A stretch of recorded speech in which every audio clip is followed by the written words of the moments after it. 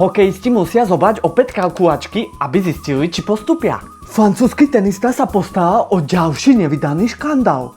Vyzriekol sa na ihrisku. Conor McGregor sa opäť vracia. Bum, bum. Futbalista Vano upečie koláč a potom ide hrať o najvyššiu ligu. Pohádali sme sa so slovenským hokejovým fanúšikom. Aj o tom budú dnešné športové noviny z .com. Úplné šialenstvo na tenisovom kurte. Známy tenisový búrivák sa uprostred zápasu vyzriekol do teniek. Celé to okamžite obletelo celý svet. Uprostred rozohraného gému si prišiel, vyzriekol si trenírky a všetci ostali v šoku. Ostal stať uprostred antuky iba v spodnej bielizni.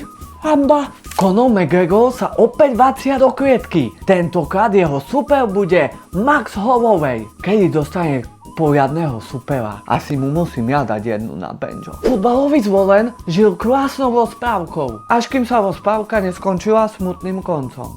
Začalo to perfektne.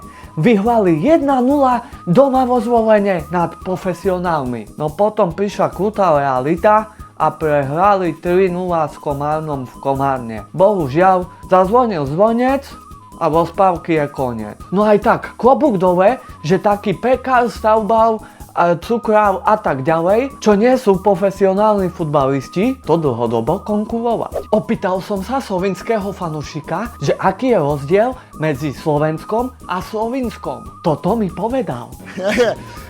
Slovinsko and Slovensko. A prečo je Slovensko lepšie ako Slovinsko? Povedz. Nie Slovensko. Nie Slovinsko.